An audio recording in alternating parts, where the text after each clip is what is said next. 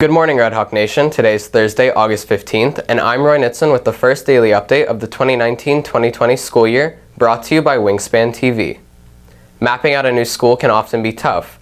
WTV's Alyssa Murphy takes you on a tour throughout the school. While navigating around campus is easy for most students, freshmen and new students may have a hard time getting around.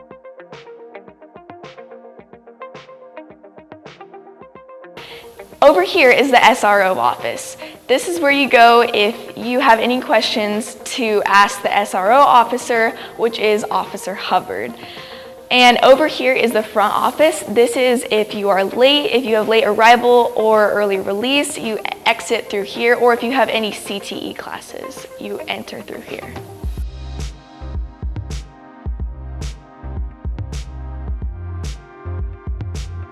On my left is the library.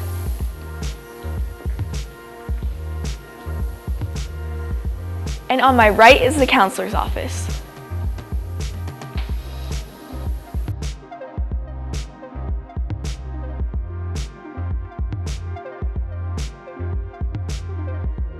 Once you walk past the rotunda, you'll see the cafeteria.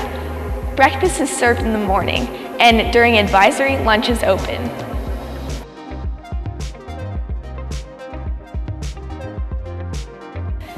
In the hallway to the right of the rotunda are the elective classes and the arts classes behind me. Over here is the nurse's office. And this is the AP office.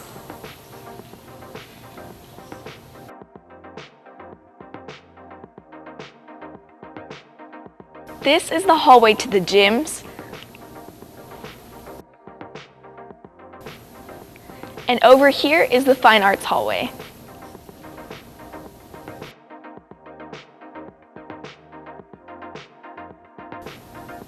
Behind me are the doors to the student parking lot.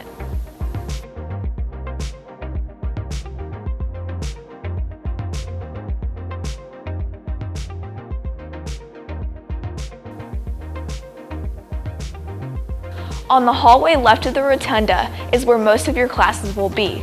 On my right is the English hallway.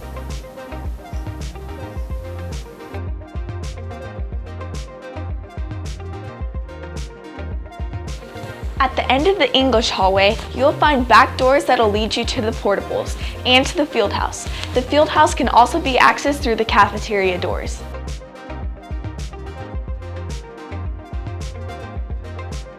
Over my shoulder are the front doors to the library. And this is the social studies hallway.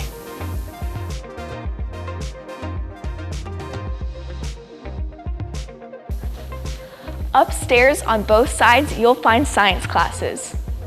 And on this side, language classes. To my right, you'll also find math classes. Reporting for WTV, I'm Alyssa Murphy. There are a few new faces in the front office. Here's an introduction to this year's staff.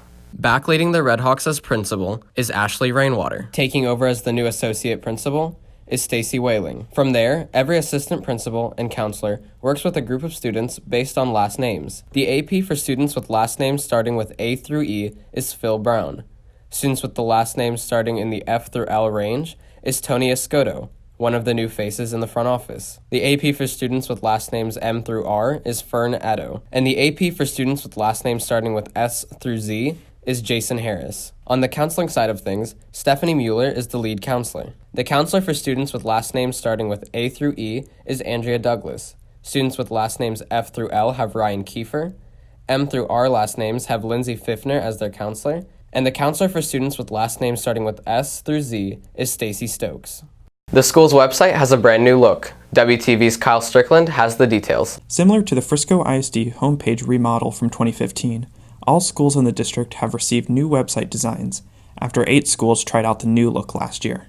The new homepage consists of multiple full-screen sections that can be accessed by icons on the left or bottom of the page or by scrolling. There is now an extended monthly calendar that can be accessed by the calendar button in the events section. Staff directory, athletics, clubs and fine arts, counselor's corner, and resources can be found at the top of the page through a pull-down menu. In addition, student absences can be submitted by a form built into the site. According to Frisco ISD newsletter, the website remodel was done to allow consistency between devices, as well as provide a more personalized experience for each campus. Meanwhile, the Liberty Wingspan website remains the primary source for student news across campus. LibertyWingspan.com offers many different ways to get in the know on and off campus with updates to the site on a daily basis. From sections on news at the school to articles on specific extracurricular activities, you won't miss a thing that happens. Wingspan also offers a comprehensive look at school sports, opinion articles, and columns on popular topics. In addition, Wingspan has many weekly podcasts and infographics for students and staff to read and listen to on their own time. The WTV Daily Update can be found at www.libertywingspan.com. Reporting for WTV, I'm Kyle Strickland. WTV's Walker Shippey brings you the first Sports Minute of the year, giving you an introduction to volleyball, football, and tennis.